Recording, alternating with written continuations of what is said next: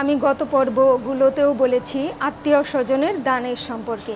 আসলে বিভিন্ন জায়গায় ছড়িয়ে ছিটিয়ে থাকা আয়াতগুলোকে একত্রিত করে আমি এগুলো তৈরি করেছি।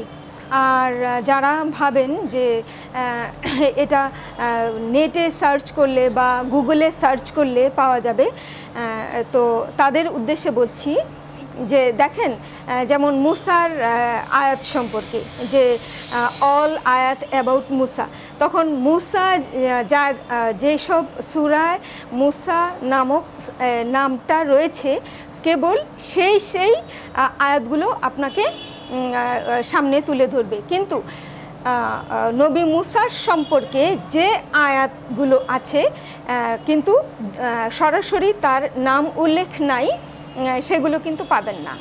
তো এই জন্য আমি পুরো কোরআনের যত জায়গায় ব্যয় সংক্রান্ত বা খরচ সংক্রান্ত বা দান সংক্রান্ত যত ধরনের আয়াত আছে সবগুলোকে একত্রিত করে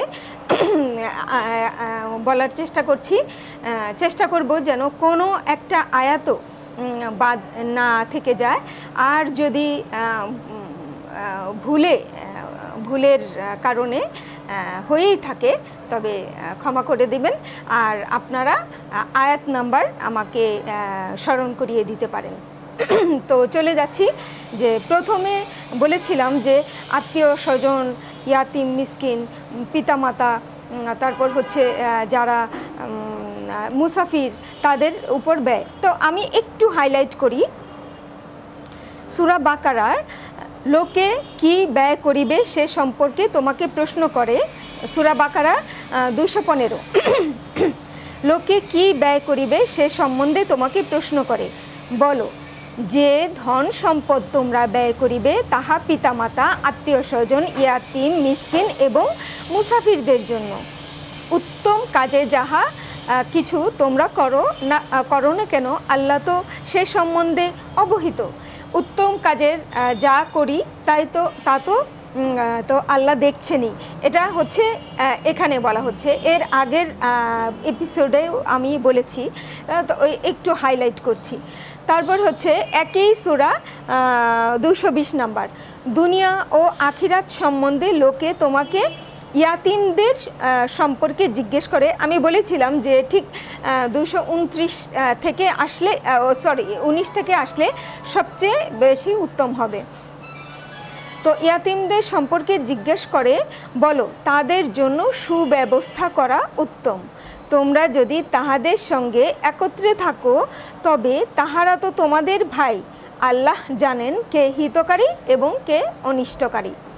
আল্লাহ ইচ্ছা করিলে এই বিষয়ে তোমাদের অবশ্যই কষ্টে ফেলিতে পারিতেন। নিশ্চয়ই আল্লাহ প্রবল পরাক্রম প্রজ্ঞাময়। এই দুটো আয়াত কিন্তু গত পর্বেও আলোচনা করেছি। এখন এখানে হচ্ছে 30 নাম্বার সূরা রুম, 38 নাম্বার আয়াত, 30-এর 38। অতএব আত্মীয়কে দিবে তাহার হক এবং অভাবগ্রস্ত ও মুসাফিরকেও। যাহারা আল্লাহর সন্তুষ্টি কামনা করে তাহাদের জন্য ইহা শ্রেয় এবং তাহারাই সফল কাম। এ ধরনের আয়াত কিন্তু আগেও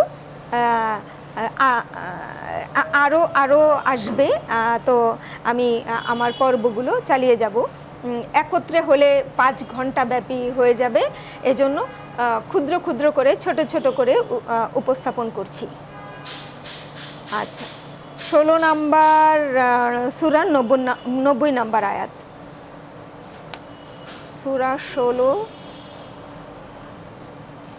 আয়াত 90, নাহল আয়াত 90।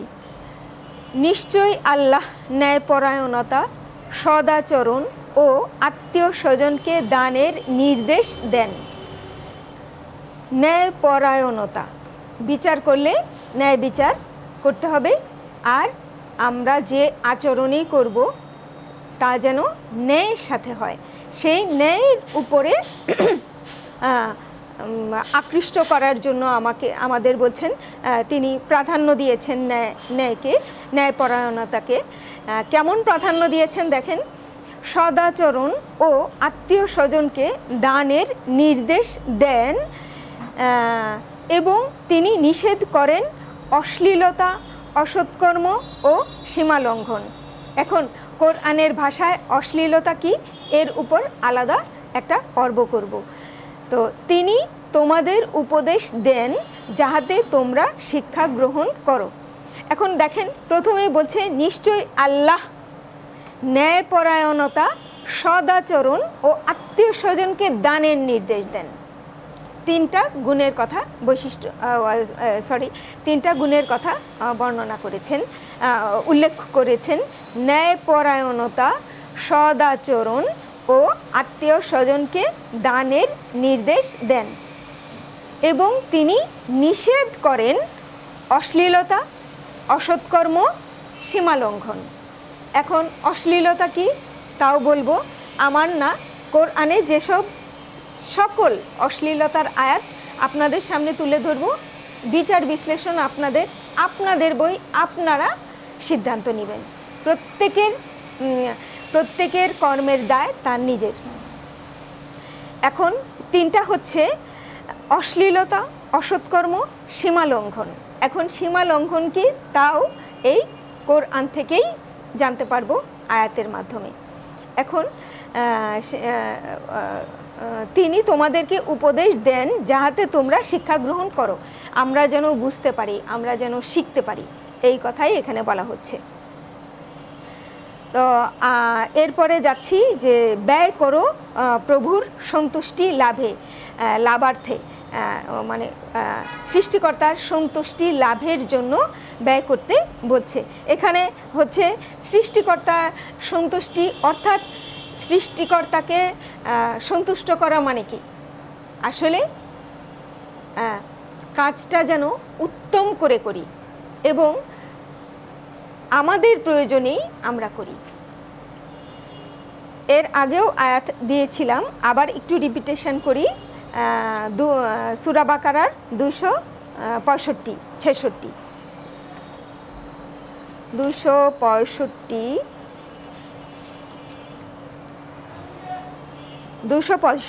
সূরা বাকারার। আর যাহারা আল্লাহর সন্তুষ্টি লাভার্থে ও নিজেদের বলিষ্ঠকরণার্থে ধনৈশ্বর্য ব্যয় করে, তাদের উপমা যেন কোনো উচ্চ ভূমিতে অবস্থিত একটি উদ্যান, যাহাতে মুষলধারে বৃষ্টি হয়, ফলে তাহার ফলমূল দ্বিগুণ জন্মে। যদি মুষলধারে বৃষ্টি নাও হয়, তবু লঘু বৃষ্টিতেই যথেষ্ট। তোমরা যাহা করো আল্লাহ তাহার সম্যক দ্রষ্টা। এর আগেও কিন্তু এটা নিয়ে আলোচনা করেছি। আবার 266, তোমাদের কেহ কি চায় যে তাহার খেজুর ও আঙুরের একটি বাগান থাকে এবং তাহার পাদদেশে নদী প্রবাহিত এবং যাহাতে সর্বপ্রকার ফলমূল আছে, যখন সে বার্ধক্যে উপনীত হয় এবং তাহার সন্তান সন্ততি দুর্বল, অতঃপর উহার উপর এক অগ্নিখরা ঘূর্ণিঝড় আপতিত হয় ও উহা জ্বলিয়া যায়।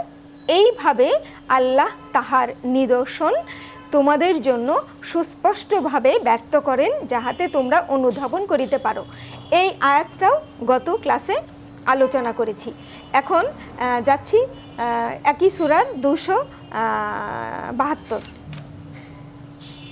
হ্যাঁ, বলে রাখা ভালো যে এখানে 70, 71, 72, 73, 74 সবগুলোই দানের আয়াত। কিন্তু ওই যে আমি বলেছি যে আমি একটু ভাগ করেছি যেন দর্শকদের সুবিধার্থে, যে এই সম্পর্কে এই আয়াতগুলো, ওই সম্পর্কে ওই আয়াতগুলো। আচ্ছা, সূরা বাকারার 272, তাহাদের সৎ পথ গ্রহণের দায়িত্ব তোমার নহে, বরং আল্লাহ যাহাকে ইচ্ছা সৎ পথে পরিচালনা করেন। যে ধন সম্পদ তোমরা ব্যয় করো তাহা তোমাদের নিজেদের জন্য, এই যে একটু আগে বলেছিলাম যে নিজেদের উদ্দেশ্যে, আসলে সৃষ্টিকর্তার তো লাভ না, লাভ আমাদের উদ্দেশ্যে, এবং তোমরা তো শুধু আল্লাহর সন্তুষ্টি লাভার্থেই ব্যয় করিয়া থাকো। যে ধন সম্পদ তোমরা ব্যয় করো তাহার পুরস্কার তোমাদেরকে পুরোপুরি প্রদান করা হবে এবং তোমাদের প্রতি অন্যায় করা হবে না। তো এই যে একটু আগে বলেছিলাম যে এই ব্যয় আমাদের লাভার্থে। ধন্যবাদ।